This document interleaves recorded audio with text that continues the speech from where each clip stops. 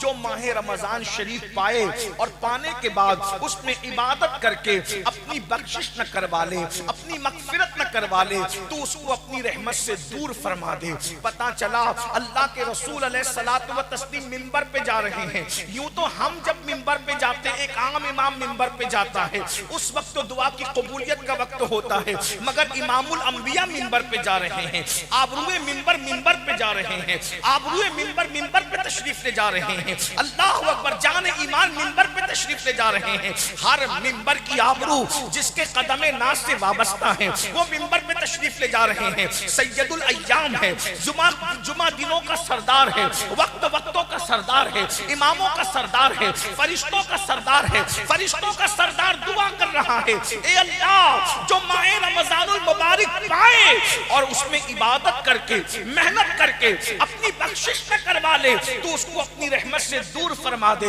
اس وقت میرے آقا نے آمین فرمایا۔ اب میں آگے بڑھنے سے پہلے عرض کروں گا، چند دنوں کے بعد وہ موسم بہار آنے والا ہے جس کو ماہ رمضان شریف کہتے ہیں۔ آج کل ہمارے نوجوان جلسوں میں آتے تو ہیں مگر عبادت کی طرف توجہ نہیں ہے۔ میرے بھائیوں، ماہ رمضان المبارک آنے والا ہے، عبادتوں کا مہینہ آنے والا ہے، معاصات کا مہینہ آنے والا ہے، جس کا پہلا عشرہ رحمت ہے، جس کا دوسرا عشرہ مغفرت ہے، جس کا تیسرا عشرہ جہنم سے آزادی ہے۔ آپ کیا سمجھتے ہیں رمضان المبارک کو؟ رمضان شریف میں اپنی زبان میں کہوں، ہول سیل میں مغفرت ہوتی ہے، ہول سیل میں بخشش ہوتی ہے، یعنی کہ اتنی بڑی تعداد میں مغفرت ہوتی ہے کہ کوئی مومن بچتا نہیں ہے۔ اللہ کے سچے رسول صادق و مصدوق مصطفیٰ جان رحمت فرماتے ہیں، جب ماہ رمضان شریف کی پہلی رات آتی ہے تو اس وقت اللہ تعالیٰ رحمت کی ہوا چلاتا ہے، رحمت کی ہوا چلتی ہے، اور اللہ تبارک و تعالیٰ اپنی شان کے مطابق اپنے بندوں کو رحمت کی نظر سے دیکھتا ہے۔ جس پر رحمت کی نظر پڑ جاتی ہے، اللہ تبارک و تعالیٰ اس کی مغفرت فرما دیتا ہے، اس کی بخشش فرما دیتا ہے۔ میرے بھائیوں، اللہ اکبر، سردیوں کے آنے سے پہلے سردیوں کا انتظام کرنے والوں، گرمیوں سے آنے سے پہلے گرمیوں کا انتظام کرنے والوں، بارش کے آنے سے پہلے بارش کا انتظام کرنے والوں، موسم بہار عبادت کا آ رہا ہے، اس سے پہلے اپنی مغفرت کا انتظام کر لو اور اللہ کی بارگاہ میں عرض کرو، مولا تو جسے پہلی شب میں رحمت کی نگاہ سے دیکھے گا، ان میں میرا بھی انتخاب کر لے تاکہ میری بھی بخشش ہو جائے، میری بھی نجات ہو جائے۔ اللہ کے رسول صلی اللہ علیہ وآلہ وسلم فرماتے ہیں، جمع الجمامع کی روایت ہے، میرے آقا ارشاد فرماتے ہیں، ماہ رمضان میں اللہ تبارک و تعالی روزانہ 10 لاکھ بندے کو جہنم سے آزاد کرتا ہے، ان کی مغفرت کرتا ہے۔ کن لوگوں کو؟ اللہ اکبر، جن پر جہنم کا عذاب واجب ہو چکا ہے، اللہ اکبر،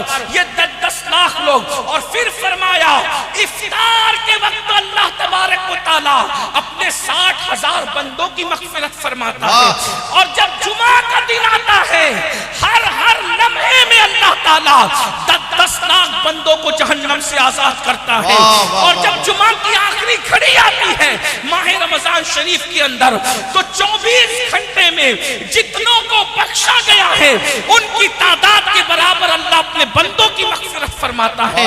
میری قوم کے جوانوں، ماہ رمضان شریف کو کرکٹ کا مہینہ نہ بناؤ۔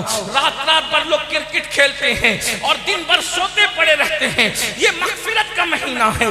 دعوت کی ہے اللہ تبارک و تعالی اس کے متعلق مجھے حق کہنے، آپ سب کو حق سن کر اس پر عمل کرنے اور اسے عام کرنے کی توفیق عطا فرمائے۔ اچھی طرح سے یاد رکھیں، بہت دھیان سے سنیں، میں بہت دیر گفتگو نہیں کروں گا، علامہ صدیق صاحب تشریف لائیں گے، میں رخصت ہو جاؤں گا، لیکن بہت تھوڑے وقت کے لیے میں حاضر ہوں۔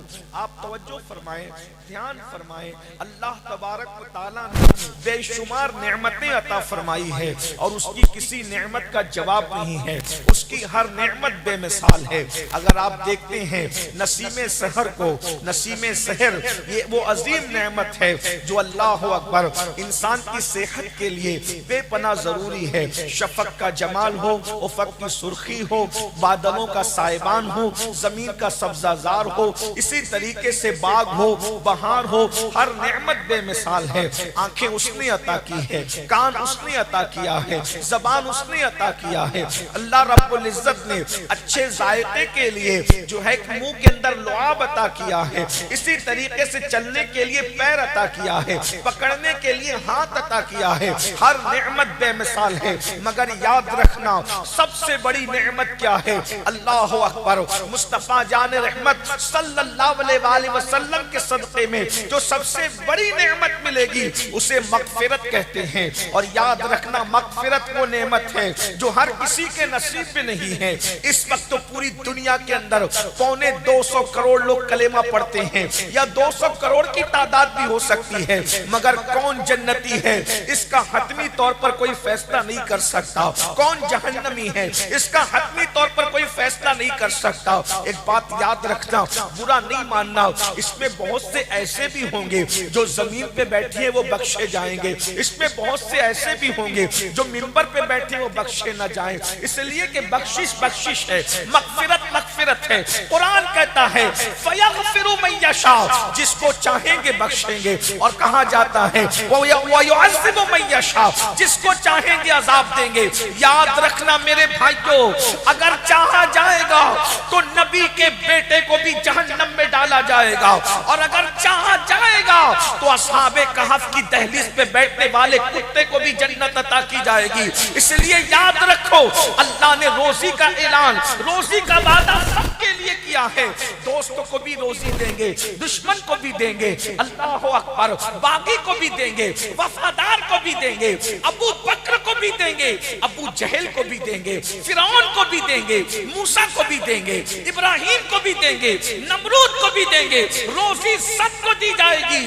معاذ اللہ جو خدا کو گالیاں دیتے ہیں، میرا اللہ کیسا رزاق ہے، کیسا کریم ہے، سبحان اللہ، جو خدا کو گالیاں دیتے ہیں، جو خدا کے وجود کو نہیں مانتے، اللہ انہیں بھی روزی عطا کرتا ہے۔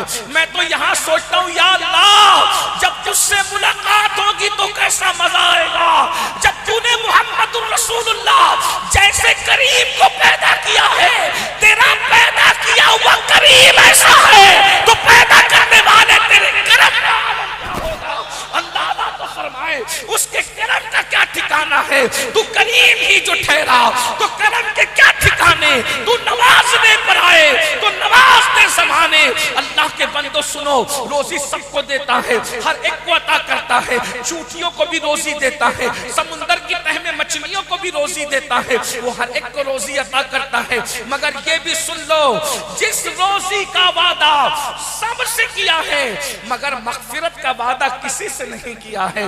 اللہ اکبر، وہ چند خوش نصیب ہے جن کو انگلیوں کے پوروں پہ شمار کر سکتے ہو، انہی لوگوں سے چند لوگوں سے مغفرت کا وعدہ ہے۔ اس امت کے اندر اللہ تعالیٰ اپنے حبیب سے فرما رہا ہے تاکہ تمہیں مغفرت کی اہمیت سمجھ میں آئے، بخشش کی اہمیت سمجھ میں آئے۔ سن لو میرے بھائیوں، جن کو مغفرت عطا کر دی گئی اس کو جنت عطا کر دی گئی۔ اسی لیے ہر مرنے والے کے لیے ہم مغفرت کی دعا کرتے ہیں، مرنے والے کے لیے ایک ہی دعا کرتے ہیں، مغفرت کی دعا کرتے ہیں۔ آپ کو پتا ہے مغفرت کتنی بڑی چیز ہے۔ اللہ کے رسول جو شافعی یوم النشور ہے، جن کے سر پر تاج شفاعت سجایا گیا ہے، جن کے اشارے ابرو سے ہم جیسے کروڑوں بخشے جائیں گے، میرے امام کہتے ہیں ایک میں کیا میرے عصیاں کی حقیقت کتنی، مجھ سے 100 لاکھ تو کافی ہے اشارہ تیرا، دل بس خوف سے پتہ سا اڑا جاتا ہے، پلہ ہلکا صحیح بھاری ہے بھروسہ تیرا۔ اللہ کے بندو سن لو، اللہ اپنے محبوب سے جس کے اشارے ابرو پر لوگوں کو بخشا جائے گا، ہر ایک مصطفیٰ جان رحمت کی طرف دیکھ رہا ہوگا، حتیٰ کہ خلیل اللہ کو بھی، کلیم اللہ کو بھی، کلمت اللہ کو بھی مصطفیٰ جان رحمت کی حاجت ہوگی۔ میرے امام کہتے ہیں وہ جہنم میں گیا جو ان سے مستغنی ہوا ہے خلیل اللہ کو حاجت رسول اللہ کی، مجھے بتاؤ سب ان سے جنت پائیں گے، سب کی رسائی ان تک ہوگی، ان کی رسائی خدا تک ہے، اس کے باوجود بھی مغفرت کی اہمیت بتانے کے لیے قدرت اپنے محبوب سے کہتی قل، آپ کہیے رب اغفر وارحم وانت خیر الراحمین۔ محبوب سے کہلوایا جا رہا ہے حبیب تم یہ دعا کرو رب اغفر، اللہ مجھے بخش، میری مغفرت کر۔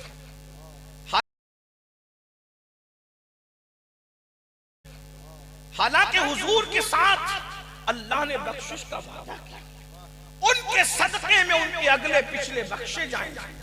ارے وہ میں کہتا ہوں وہ اشارہ کر دیں، ان کے اشارے ابرو پر ہم جیسے کروڑوں بے حساب جنت میں چلے جائیں، مگر مسلمانوں مغفرت کی اہمیت کو سمجھو۔ محبوب سے کہلوایا جا رہا ہے رب اغفر وارحم وانت خیر الراحمین، اے اللہ میری مغفرت فرما، مجھ پہ رحم فرما، اور تو بے شک سب سے بڑھ کر رحم کرنے والوں میں رحم کرنے والا ہے۔ یہ مغفرت ہے، مغفرت کے لیے کوشش کرو۔ اس دنیا میں آئے ہو بخشش کا پروانہ حاصل کرنے کے لیے، اور دنیا سے جانے سے پہلے مغفرت کا پروانہ حاصل کر لو۔ مغفرت اتنی آسان نہیں جتنا جلسوں کے ناظموں نے آسان کر دیا، اور مغفرت اتنی مشکل نہیں جتنا تبلیغی جماعت کے لوگوں نے مشکل کر دیا۔ دونوں کے درمیان ہے، وہ تو نہایت سستا سودا بیچ رہے ہیں جنت کا، ہم مفلس کیا مول چکائیں، اپنا ہاتھ ہی خالی ہے۔ مغفرت کا آسان ذریعہ کیا ہے، اسی پہ گفتگو کرتا ہوں۔ ایک مرتبہ اللہ کے رسول صلی اللہ علیہ وآلہ وسلم خطبہ دینے کے لیے منبر پر تشریف لے جا رہے ہیں۔ غور سے سننا، اسی ایک روایت پہ میری بات پوری ہوگی۔ اللہ کے رسول صلی اللہ علیہ وآلہ وسلم خطبہ دینے کے لیے منبر پہ تشریف لے جا رہے ہیں۔ پہلے زینے پہ قدم رکھا، فرمایا آمین، دوسرے زینے پہ قدم رکھا، فرمایا آمین، تیسرے زینے پہ قدم رکھا، فرمایا آمین، اور اس کے بعد حضور علیہ السلام کو جب آمین کہتے ہوئے صحابہ نے سنا حیران ہو گئے، مگر وہ جانتے تھے کہ جو حضور دیکھتے ہیں وہ ہم نہیں دیکھ سکتے۔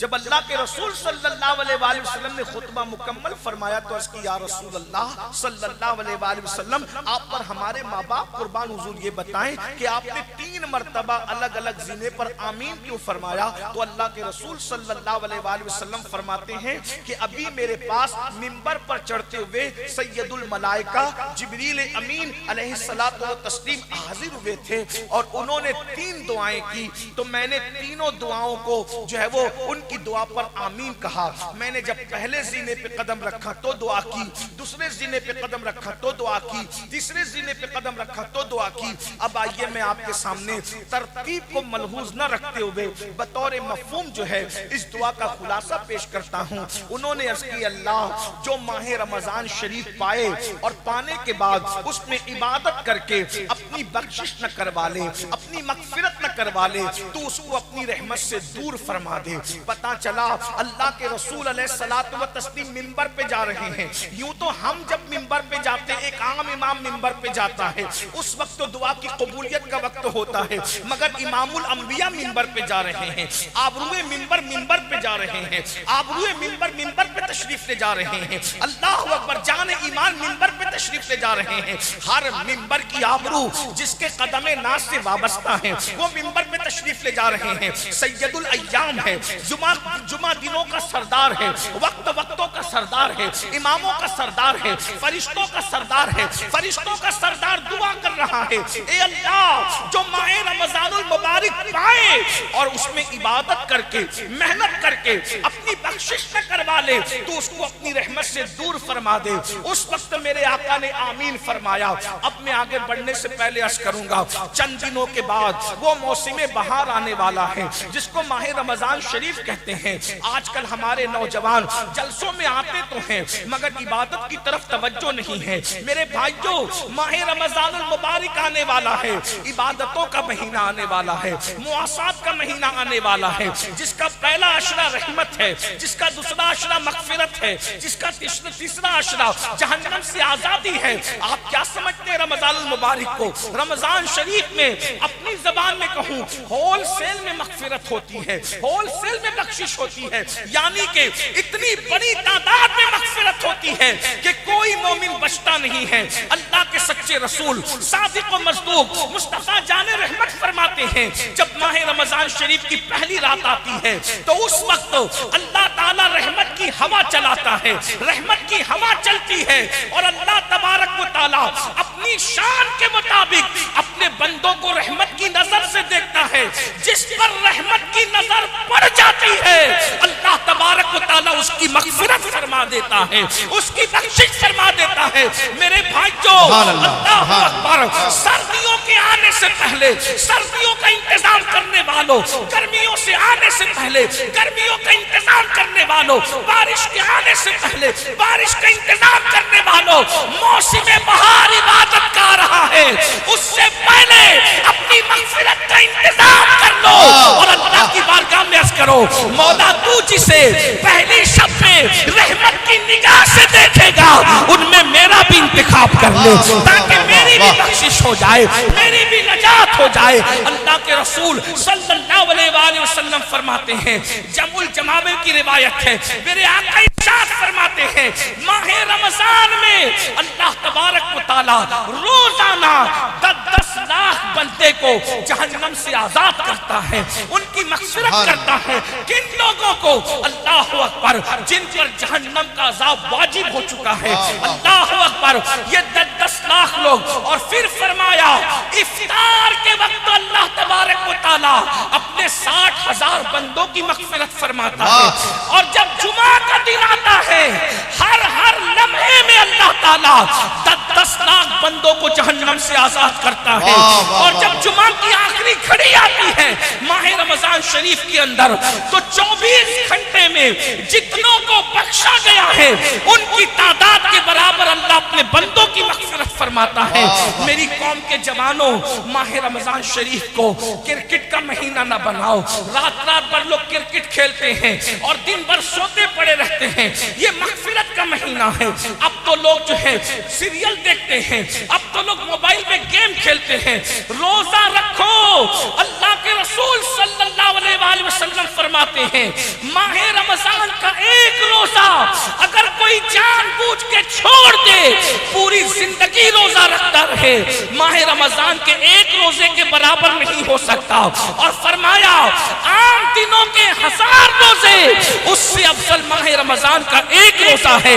اور میرے آقا روزے کی فضیلت بیان کرتے ہیں، ہر عبادت کا صلہ نیکی ہے یا جنت ہے، نماز پڑھو نیکی ملے گی یا جنت ملے گی، عبادت کرو نیکی ملے گی یا جنت ملے گی، حج کرو نیکی ملے گی جنت ملے گی، قربانی دو نیکی ملے گی جنت ملے گی، صدقہ دو نیکی ملے گی جنت ملے گی، ماں باپ کی خدمت کرو نیکی ملے گی جنت ملے گی۔ مگر روزہ کیا ہے؟ میرے آقا فرماتے ہیں، اللہ فرماتا ہے روزہ میرے لیے ہے اور میں ہی اس کی جزا ہوں، یعنی روزے دار کو خدا مل جائے گا۔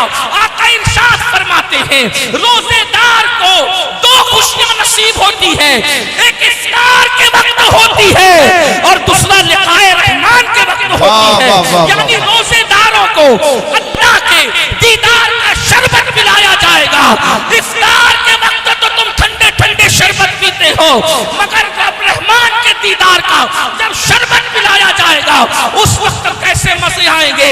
ارے اندازہ تو کرو، جب اس کا محبوب اتنا خوبصورت ہے تو ایسے محبوب کو بنانے والے خدا کے حسن، نعرہ تکبیر، نعرہ تکبیر، نعرہ رسالت، حضور سید امیر القادری صاحب قبلہ۔ خدا کا دیدار کرو گے، اپنے مولا کا دیدار کرو گے۔ اور ایک بات میں عرض کروں، قربان جائیں، اللہ اکبر، خدا کے حسن کا عالم کیا ہوگا، کیا مزے آئیں گے۔ صحابہ نے کہا آقا ہم اپنے اللہ کو کیسے دیکھیں گے؟ میرے آقا فرماتے ہیں جیسے تم چاند کو دیکھتے ہو ویسے تم اپنے خدا کا دیدار کرو گے۔ اللہ اکبر۔ اس لیے روزہ رکھو۔ کچھ لوگ بہانہ کرتے ہیں، مولانا کام پہ جانا ہوتا ہے، ڈیوٹی پہ جانا ہوتا ہے، یہ کرنا ہوتا ہے، وہ کرنا ہوتا ہے، اس لیے میں روزہ نہیں رکھ پاتا۔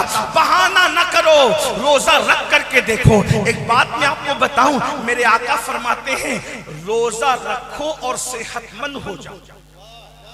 اگر علامہ روح الامین صاحب کو اور موقع ملتا تو وہ نماز پہ آئے تھے، روزے پر بھی آتے۔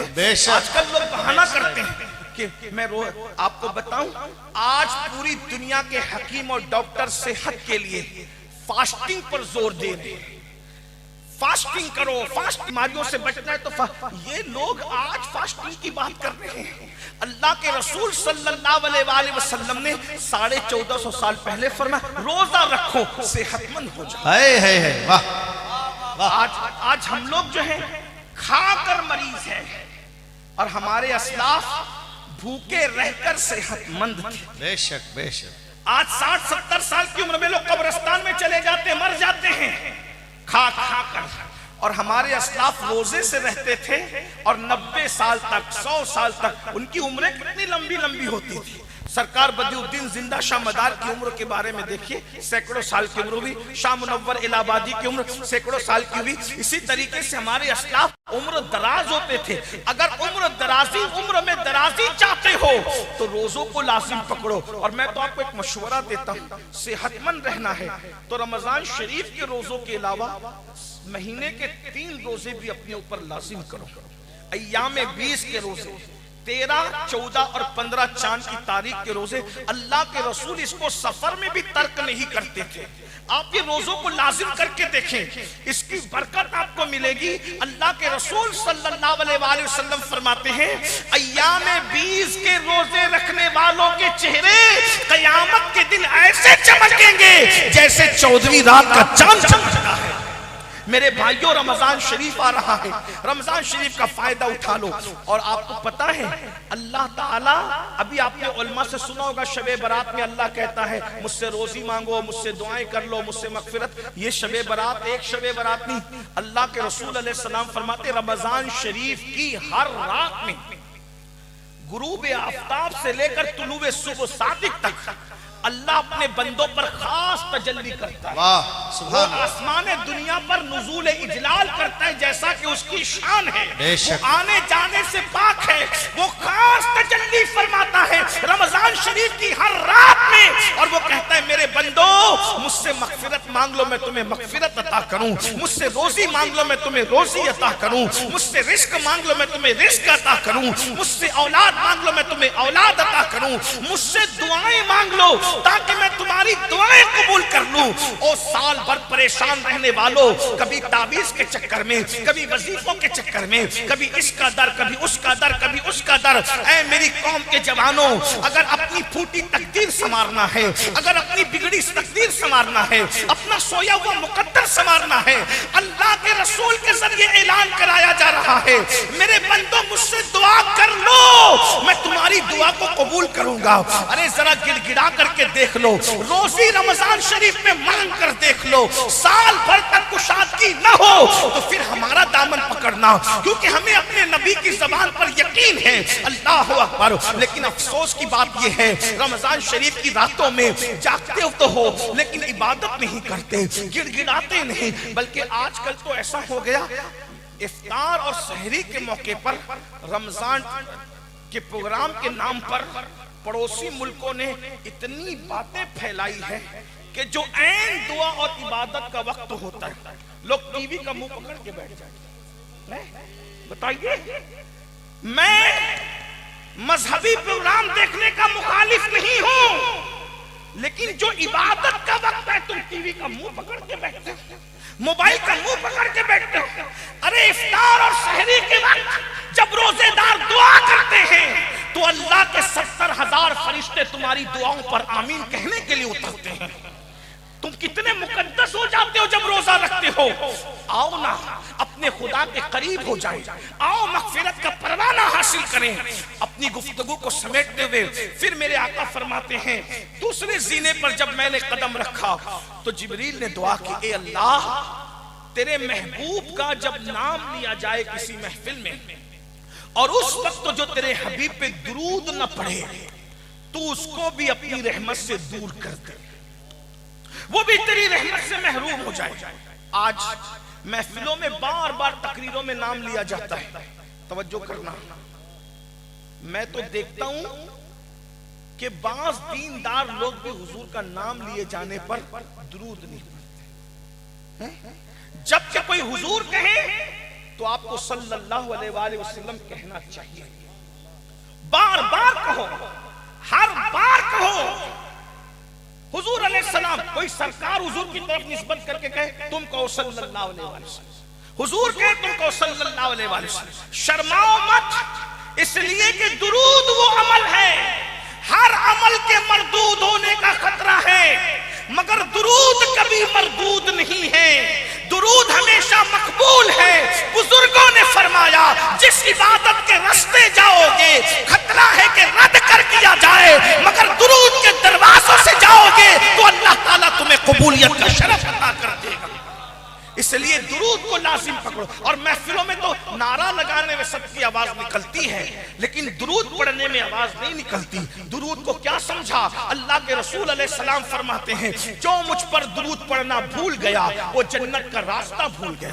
لوگ ہم سے کہتے ہیں حضور کے دیدار کا کوئی وظیفہ ہے، میں نے کہا درود سے بڑا کوئی وظیفہ دیدار رسول کا نہیں۔ لوگ کہتے ہیں مدینہ منورہ جانا ہے، دولت نہیں ہے۔ اے میری قوم کے جوانوں، کوئی دولت سے مدینے نہیں جاتا بلکہ حضور کی عزت سے مدینہ منورہ جاتا ہے، حضور کی عطا سے جاتا ہے۔ جسے چاہا در پہ بلا لیا، جسے چاہا اپنا بنا لیا، یہ بڑے کرم کے ہیں فیصلے، یہ بڑے نصیب کی بات ہے۔ اگر مدینہ منورہ جانا چاہتے ہو کثرت سے درود پڑھا کرو۔ ایک بات بتاؤں، زبان میں تاثیر ہوگی، درود پڑھو، چہرے چمکیں گے، درود پڑھو، اولاد فرما بردار ہوگی، درود پڑھو، مصیبتیں ٹلے گی، درود پڑھو۔ یہ کام کوئی کام بگڑنے نہیں دیتا، بگڑی بھی بنا دیتا ہے۔ سبنا میں محمد، حضور کا نام لیا کرو، حضور پہ درود پڑھا کرو، کم سے کم 500 مرتبہ ہر امتی ضرور درود پڑھا کرے۔ پتا ہے آپ کو 500 مرتبہ درود پڑھنے میں صرف 10 منٹ لگتے ہیں۔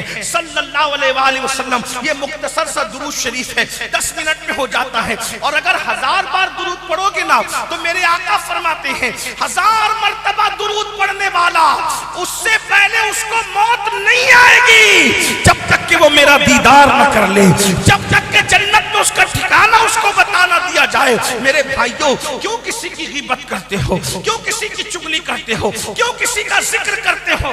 اپنی محفل میں کسی اور کا ذکر کرنے کی بجائے اپنے محبوب کا ذکر کیا کرو۔ آپ کو پتا ہے سلطان محمود غزنوی، ان کے انتقال کے بعد برسوں بعد ان کی قبر کھلی تو کفن بھی میلا نہیں ہوا تھا، تو لوگوں کو پتا چلا یہ بادشاہ ہو کر اس وقت تک سوتا نہیں تھا جب تک 1000 مرتبہ مصطفیٰ جان رحمت پہ درود نہیں پڑھ لیتا تھا۔ یاد رکھنا، جو کثرت سے درود پڑھے گا اس کا کفن بھی میلا نہیں ہوگا، جو کثرت سے درود پڑھے گا اس کی قبر کی مٹی اس کے جسم کو نہیں کھائے گی۔ درود پر تو بہت سی باتیں ہیں، ایک واقعہ مجھے یاد آتا ہے، مدینہ منورہ جانے کے شائقین اس کو غور سے سنیں، یہ بہت پرانا نہیں، ابھی ماضی قریب کا واقعہ ہے۔ گجرات کی سرزمین پر، مولانا گجرات سے آئے ہیں اس لیے گجرات کی سرزمین پر ایک عاشق رسول رہتا تھا، بڑا غریب تھا، بڑا مفلس تھا۔ یاد رکھنا، عشق رسول وہ دولت ہے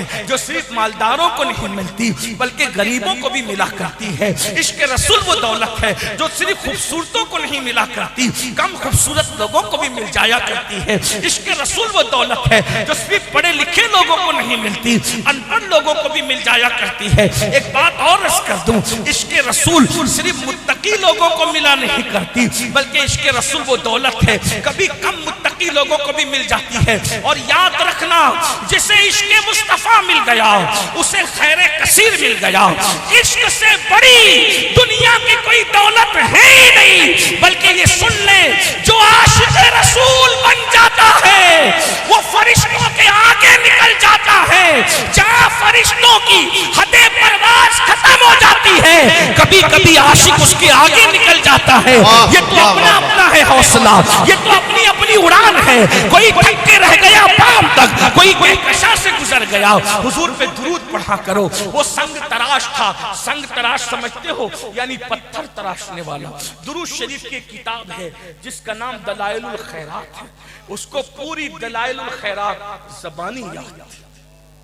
وہ درود پڑھتا تھا اور کیسے، جب بھی کوئی کام شروع کرتا تھا تو پہلے دلائل الخیرات کا ایک چیپٹر، ایک سبق، ایک باب، اس کو 7 حصوں میں تقسیم کیا گیا ہے۔ بعض صوفیہ نے اس کو 8 حصوں میں، بعض نے اس کو 7 حصوں میں، بہت خوبصورت سے گئے اس میں درود شریف کے۔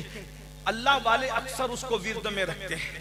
میں اپنے بزرگوں سے گزارش کروں گا، حالانکہ میں ان کا چھوٹا بھائی، ان کا نالین بردار ہوں، علماء سے کہتا ہوں بہت مصروف رہتے ہیں، ہو سکے تو دلائل الخیرات شریف کو پڑھنے میں، اور جب آپ پڑھنے کے عادی ہو جاتے ہیں تو کبھی 6 اور 7 منٹ میں بھی نپٹ جاتا ہے۔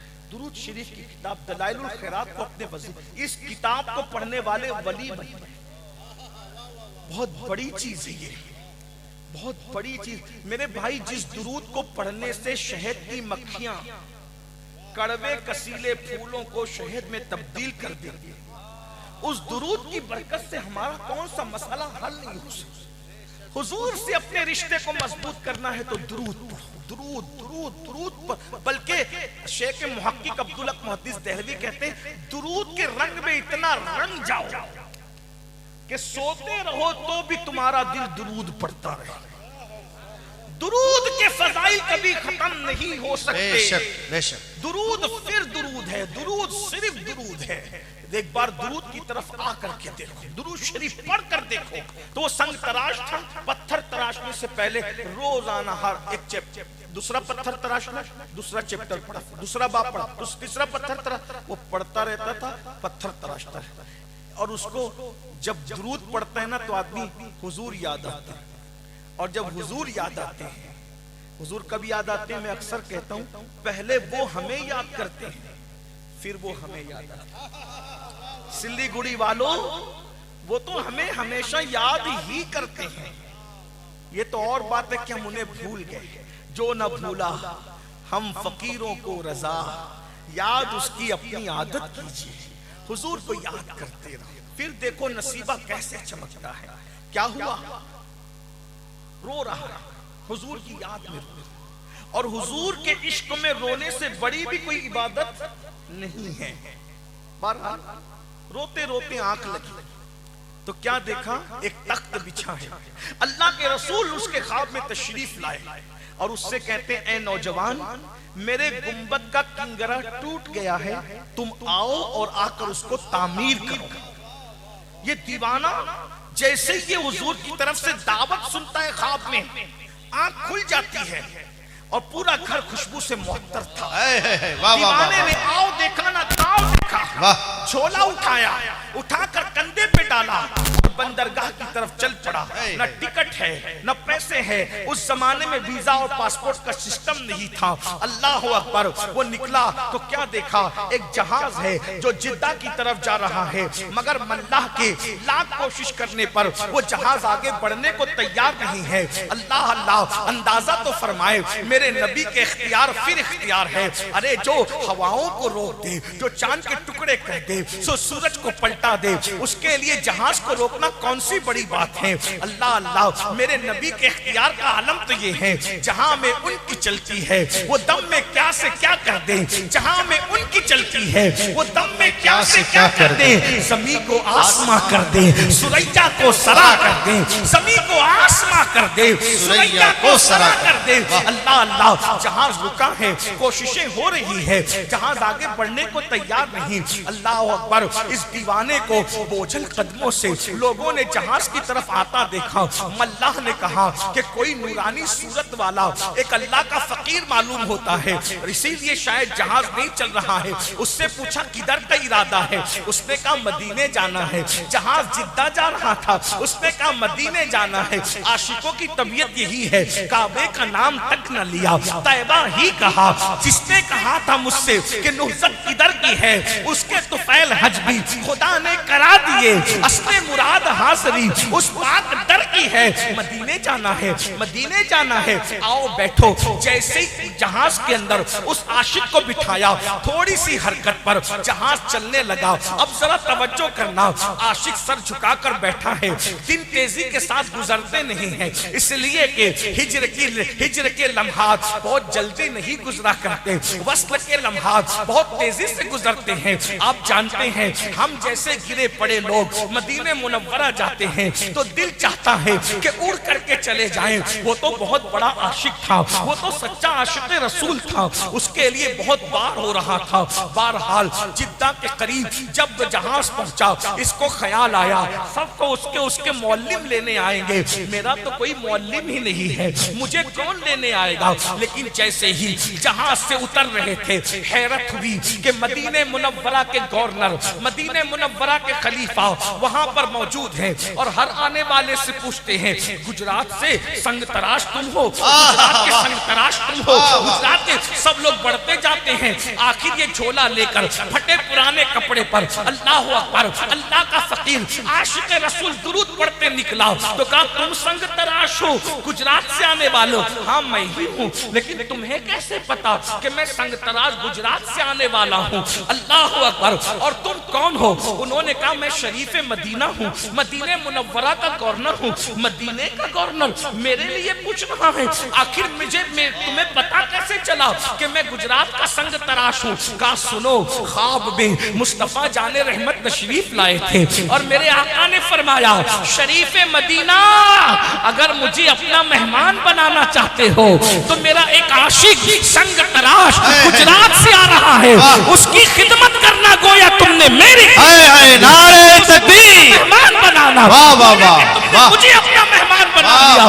اللہ اکبر، عاشق سوچ رو پڑا، میں تو سوچ رہا تھا مجھے جدہ سے کون لے جائے گا، مگر وارے مصطفیٰ جان رحمت تمہاری مہمانی پر قربان، تمہاری شان میزبانی پر قربان۔ وقت کے تاجدار کو ایک فقیر کے لیے ساحل سمندر پہ کھڑا کر دیا، اور اس کے بعد شریف مدینہ پورے ٹھاٹ باٹ کے ساتھ اس عاشق رسول کو مدینہ منورہ لے جاتا ہے۔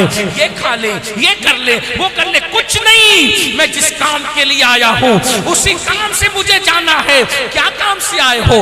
حضور نے فرمایا میرا کنگرا ٹوٹ گیا ہے، گنبد کا تمہیں تعمیر کرنا ہے۔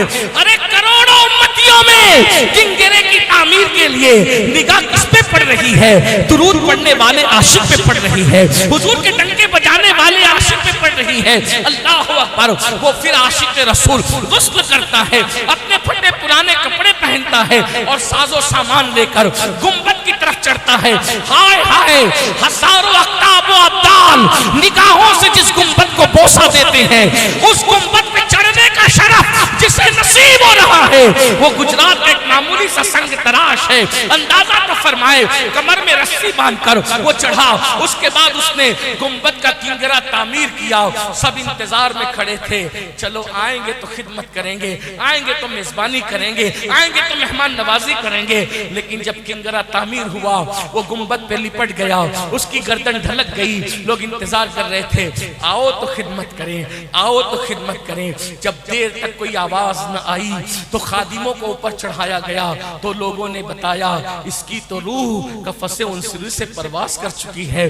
جب تیری یاد میں دنیا سے گیا ہے کوئی، جان لینے کو دلہن بن کے قضا آتی ہے، اس کی قسمت پہ فدا تخت شہید کی راحت، خاک طیبہ پہ جسے چین کی نیند آئی ہو۔ دیکھو درود نے اس کو کہاں پہنچا دیا۔ اس لیے جب بھی حضور کا ذکر ہو صلی اللہ علیہ وآلہ وسلم کہا کرو، حضور پہ درود پڑھا کرو۔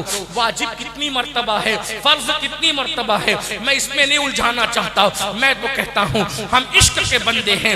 جب جب یار کا نام لیا جائے تب تب حضور پہ درود پڑھا جائے، جب جب یار کا نام لیا جائے حضور پہ درود پڑھا جائے۔ تیسری اور آخری بات اللہ کے رسول فرماتے ہیں جب میں تیسرے زینے پہ میں نے قدم رکھا تو جبریل نے کہا یا اللہ جو اپنے ماں باپ میں سے کسی کو بڑھاپے میں پائیں، ایک کو یا دونوں کو، اور ان کی خدمت کر کے وہ اپنے اوپر جنت لازم نہ کر لیں، تو ان کو بھی اپنی رحمت سے دور کر دے۔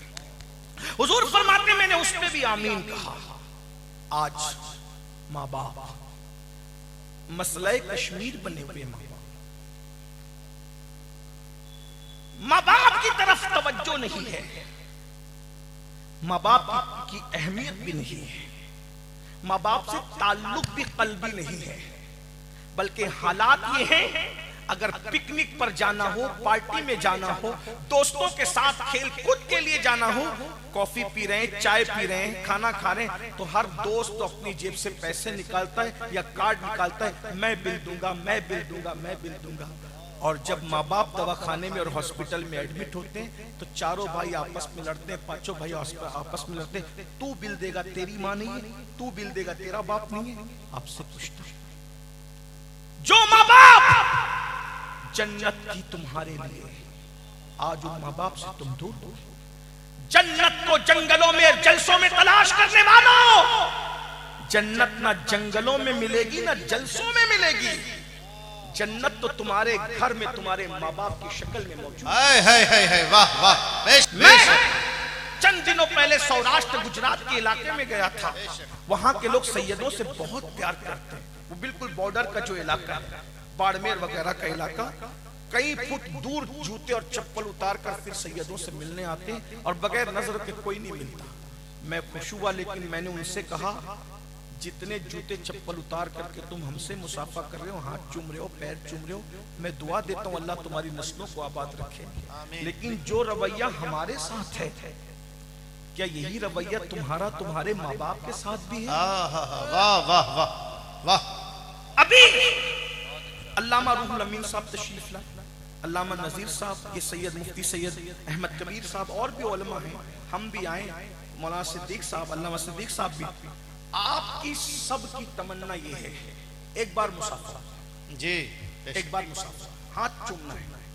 میں اس پہ کبھی لوگوں کو منع بھی نہیں کرتا، ٹھیک ہے، ویسے ہاتھ چومنے کے بڑی تاریخی نشانات ہاتھوں پر موجود ہیں،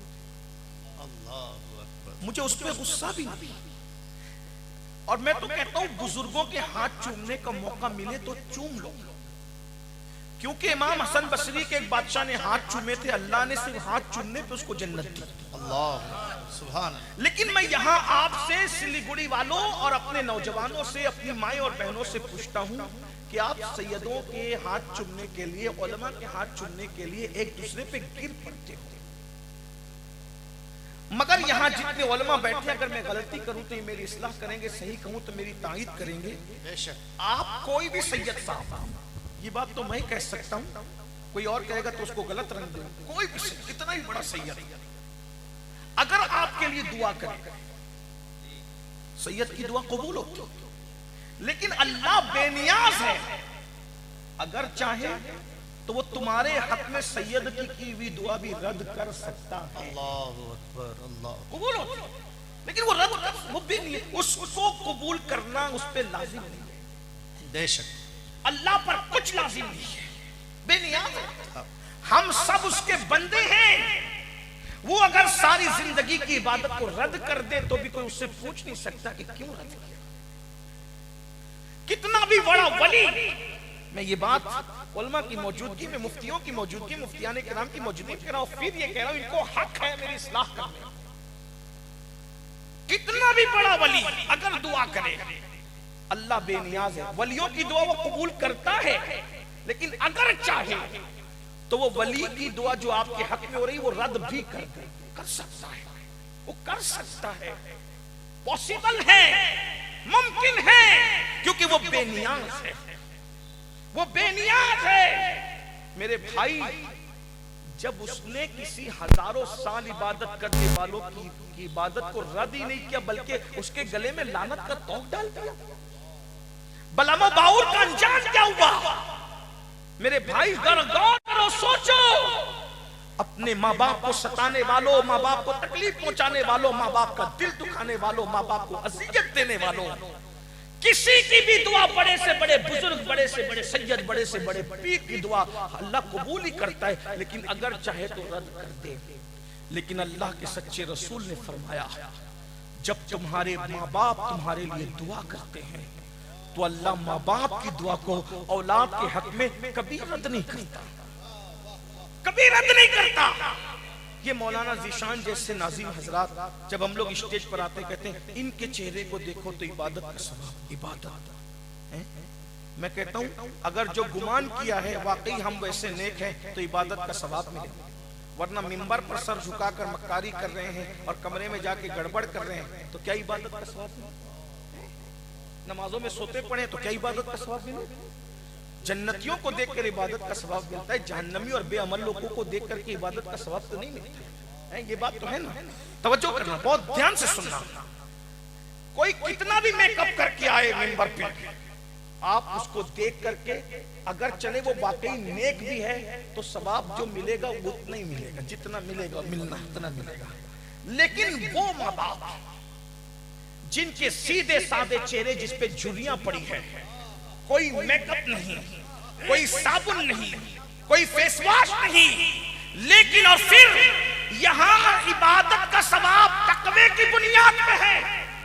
اگر تقوی نہیں ہے تو عبادت کا ثواب نہیں ملے گا ہمیں دیکھ کر، نماز نہیں ہے تو عبادت کا ثواب نہیں ملے گا ہمیں دیکھ کر، اگر واقعی جیسے دکھتے ویسے نہیں ہے، لوگوں کے سامنے مکاری میں متقی بنتے ہیں اور تنہائی کے اندر شیطان کا ننگا ناچ بنتے ہیں الا ماشاءاللہ، تو کوئی ثواب نہیں ملے گا۔ مگر سن لو یہاں تقوی کی پرہیزگاری کی بنیاد پہ ثواب ہے، لیکن تمہارے ماں باپ نہ نمازی ہے، نہ روزے دار ہے، نہ نیک ہے، نہ متقی ہے، صرف ماں باپ ہے اور ان کی فرما بردار اولاد ہو، تم ان کو جب جب دیکھتے ہو تب تب اللہ تمہیں مقبول حج کا ثواب ہے نعرہ تکبیر۔ حاجی تو سال میں ایک مرتبہ نفلی ذی الحجہ کو حج کرتا ہے اور پتہ نہیں قبول ہے کہ رد ہے، لاکھوں روپے خرچ کر کے قبولیت کی کوئی سند نہیں ہے۔ اے ماں باپ کو دیکھنے والے، تو جتنی مرتبہ دیکھے گا اللہ تجھے اتنی مرتبہ مقبول حج کا ثواب عطا فرمائے گا۔ 10 مرتبہ دیکھے تو 10 مرتبہ، 20 مرتبہ دیکھے تو 20 مرتبہ، 100 مرتبہ دیکھے تو 100 مرتبہ۔ افسوس اپنے ماں باپ کے پاس بیٹھنے کے لیے تمہارے پاس ٹائم نہیں، وقت نہیں ہے۔ دوستوں کے پاس گھنٹوں بیٹھتے ہیں اور ماں باپ انتظار کرتے ہیں میرا بیٹا یا میری بیٹی آ کر میرے پاس 10 منٹ تو بیٹھے۔ بیٹھتے ہو اپنے ماں باپ کے پاس؟ نہیں بیٹھتے۔ اور ایک بات آپ سن لیں، ہم بچے تھے جتنی ضرورت ہمیں اپنے ماں باپ کی تھی، بڑھاپے میں اتنی ہی ضرورت ہمارے ماں باپ کو ہماری ہوتی ہے۔ ماں باپ کو کچھ مت دو، صرف جا کے بیٹھ بھی جاؤ نا تو ان کا دل بڑا ہو جاتا ہے، ان کے ہاتھ چوم لو تو ان کا سینہ 56 کا ہو جاتا ہے۔ یہ سود خوروں کے سینے کیا 56 کے ہوں گے؟ یہ سینہ 56 کا ان کا ہوتا ہے۔ جو ماں باپ کے جب تم ہاتھ چومتے ہو، جب تم ان کی قدم بوسی کرتے ہو۔ اور ایک بات یہ بھی یاد رکھنا، آج کل کے نوجوان چھوکروں کو پتہ ہی نہیں ماں باپ کیا ہے۔ اللہ کے رسول علیہ السلام فرماتے ماں باپ راضی اللہ راضی، ماں باپ ناراض اللہ ناراض۔ یہاں تک فرمایا اگر کسی کے ماں باپ ناراض ہیں تو اللہ اس کی نمازیں اور اس کی دعائیں بھی قبول نہیں کرتا۔ ماں باپ کو بہن کے یہاں چھوڑ دیا، ماں باپ کو یہاں چھوڑ دیا، اور اللہ کے رسول کیا فرما رہے؟ جو اپنے ماں باپ کی خدمت کر کے ماں باپ کو راضی نہ کر لے، اپنی مغفرت نہ کروا لے، جنتی نہ ہو جائے، اللہ اسے اپنی رحمت سے دور کر دے۔ یہاں مجھے ایک بات یاد آتی ہے اور اسی پہ میں بات پوری کرتا ہوں۔ آج کل کے نوجوان چاہتے ہیں ماں باپ کو چھوڑ کے سب حاصل کر لیں۔ میں پوری ذمہ داری سے کہہ رہا ہوں ماں باپ کو چھوڑ کر تم کچھ حاصل نہیں کر سکتے۔ کوئی خوشی تمہارے دامن میں نہیں، بددعا کے طور پہ نہیں کہہ رہا ہوں، آگاہ کرنے کے۔ ہم تو اپنے مخالفین کے لیے بددعا نہیں کرتے، آپ تو ہم سے محبت کرتے۔ نعت خانوں پر آپ پیسے لٹاتے ہو، دینا چاہیے نعت خانوں کو نظر، منع نہیں کرتا، میں کسی چیز سے منع نہیں کرتا۔ کیا ایسے کبھی ماں باپ پہ بھی لٹایا ہے؟ اپنے پیروں کے آگے ہاتھ باندھ کے کھڑے رہتے ہو، ایسے ہی ہاتھ باندھ کے کبھی ماں باپ کے آگے بھی کھڑے رہے ہو؟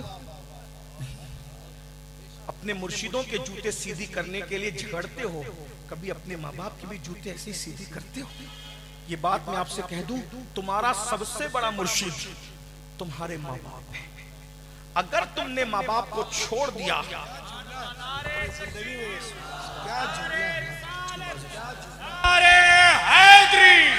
شہزادہ غوث اعظم. میرے بھائی اپنے ماں باپ کے تم جوتے کبھی سیدھے نہیں کرتے. اپنے ماں باپ پیروں کو بلاؤ گے تو دیسی کھینے میں دیسی گھی میں کھانا پکاؤ گے. پکاؤ, مجھے منع نہیں, میں منع نہیں کر رہا ہوں کسی چیز پہ. لوگ برا مان, میں کیوں منع کروں گا؟ میں کہتا ہوں وہ بھی کرو, لیکن پہلے نمبر پہ تمہارا سب سے بڑا پیر تمہارے ماں باپ ہے. اگر آپ نے کسی کے مرید نہیں ہوئے, ایک بات یاد رکھنا, اگر پیر کامل نہیں ہے تو وہ آپ کو خدا تک نہیں پہنچا سکتا.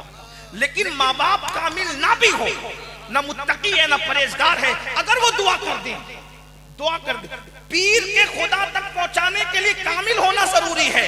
لیکن ماں باپ بے نمازی ہیں, شرابی ہیں, جواری ہیں, کچھ بھی ہے, ان کی دعا لگ گئی تو جہاں تک پیر نہیں پہنچا سکتا اس کی آگے تمہیں ماں باپ کی دعا پہنچا.